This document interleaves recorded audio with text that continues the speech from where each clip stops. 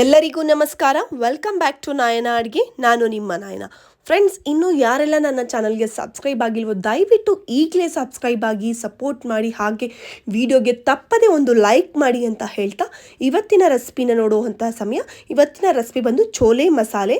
ಅದನ್ನು ಹೇಗೆ ಈ ವಿಂಟರ್ ಸೀಸನಲ್ಲಿ ಮಾಡ್ಕೊಳ್ಳೋದು ಅಂತ ತುಂಬ ಟೇಸ್ಟಿಯಾಗಿ ತೋರಿಸಿರುವಂಥದ್ದು ಸಿಂಪಲ್ ಮೆಥಡಲ್ಲಿ. ಹೇಗೆ ನೋಡಿ, ಒಂದು 1/4 kg ಆಗುವಷ್ಟು ಚೋಲೆನ ನಾನು ಈ ರೀತಿಯಾಗಿ ಓವರ್ನೈಟ್ ನೆನೆಸಿ ಇಟ್ಕೊಂಡಿರುವಂಥದ್ದು.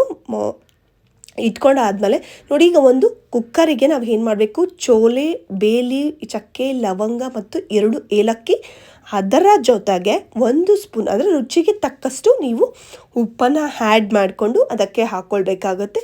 ಮತ್ತು ಚೋಲೆ ಎಷ್ಟಿದೆಯೋ ಅಷ್ಟಕ್ಕೆ ಮಾತ್ರ ನೀರನ್ನು ಆ್ಯಡ್ ಮಾಡ್ಕೊಳ್ಳಿ. ಜಾಸ್ತಿ ಹಾಕ್ಕೊಳ್ಳೋದು ಅವಶ್ಯಕತೆ ಇರೋದೇ ಇಲ್ಲ. ಆ ನೀರನ್ನು ನಾವು ಹಾಗೇ ಮಸಾಲೆಗೆ ಹಾಕ್ಕೊಳ್ಬೋದು.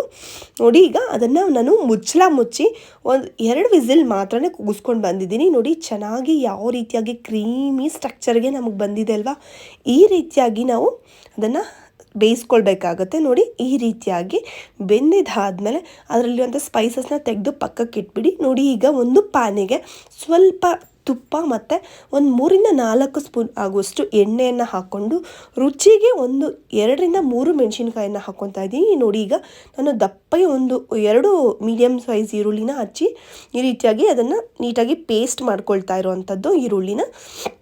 ಅದನ್ನು ಕೂಡ ನಾನು ಈಗ ಬಾಣಲಿಗೆ ಆ್ಯಡ್ ಮಾಡ್ಕೊಳ್ತಾ ಇದ್ದೀನಿ.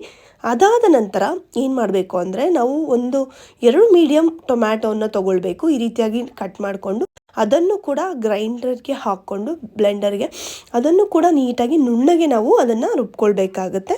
ನೋಡಿ, ಚೆನ್ನಾಗಿ ನಾನು ಅದನ್ನು ಕೂಡ ಈಗ ಚೆನ್ನಾಗಿ ಬ್ಲೆಂಡ್ ಮಾಡ್ಕೊತಾ ಇದ್ದೀನಿ.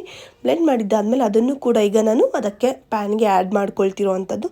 ಆದಮೇಲೆ ಚೆನ್ನಾಗಿ ಒಂದು ಒಳ್ಳೆ ಮಿಕ್ಸ್ ಮಾಡಿ ಒಂದು 5 ನಿಮಿಷ ಬೇಯೋದಕ್ಕೆ ಬಿಡಿ. ಲೋ ಫ್ಲೇಮ್ ಅಂತ ಏನು ಬೇಡ, ಹೈ ಫ್ಲೇಮಲ್ಲ ಇಟ್ಕೊಂಡು ಅದನ್ನು ನಾವು ಬೇಯಿಸ್ಕೊಳ್ಬೋದು, ತೊಂದರೆ ಇಲ್ಲ. ನೋಡಿ, ಬೆಂದ ಆದಮೇಲೆ ನಾವು 1 ಸ್ಪೂನ್ ಉಪ್ಪು ಹಾಕ್ಕೊಂಡು 1 ಸ್ಪೂನ್ ಆಗುವಷ್ಟು ಖಾರದ ಪುಡಿ ಹಾಕ್ಕೊತಾ ಇದ್ದೀನಿ. 1/4 ಚಮಚದಷ್ಟು ಅರಿಶಿಣನ ಹಾಕ್ಕೊತಾ ಇದ್ದೀನಿ. ಒಂದು ಒಳ್ಳೆ ಮಿಕ್ಸ್ ಮಾಡ್ಕೊಳ್ತಿರುವಂಥದ್ದು ಅದನ್ನು.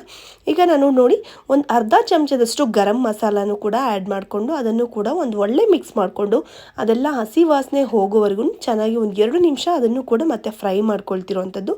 ಈಗ ಬೇಯಿಸಿಟ್ಟಿರುವಂತಹ ಚೋಲೆ ಇದೆಯಲ್ಲ, ಅದನ್ನು ನಾನು ಈಗ ಆ್ಯಡ್ ಮಾಡ್ಕೊಳ್ತಾ ಇದ್ದೀನಿ.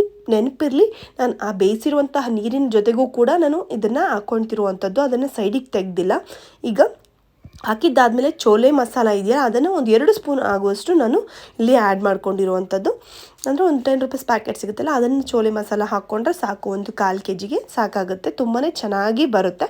ಅದನ್ನು ಒಂದು 5 ನಿಮಿಷ ಲೋ ಫ್ಲೇಮಲ್ಲಿ ಇಟ್ಟು ಬೇಯಿಸಿದ್ದಾದಮೇಲೆ ಸ್ವಲ್ಪ ಕೊತ್ತಂಬರಿಯನ್ನು ಉದುರಿಸ್ಕೊಂಡ್ರೆ ತಿನ್ನೋದಕ್ಕೆ ಚೋಲೆ ಮಸಾಲೆ ಪೂರಿ ಜೊತೆಗೆ ತುಂಬಾ ಟೇಸ್ಟಿಯಾಗಿರುತ್ತೆ. ಈ ರೆಸಿಪಿ ಮಸ್ಟ್ ಟ್ರೈ ರೆಸಿಪಿ ಅಂತಲೇ ಹೇಳ್ತೀನಿ. ಒಮ್ಮೆ ಈ ರೀತಿ ಟ್ರೈ ಮಾಡಿ, ಹೇಗಿತ್ತು ಅಂತ ಕೂಡ ಕಾಮೆಂಟ್ ಮಾಡಿ ತಿಳಿಸಿ.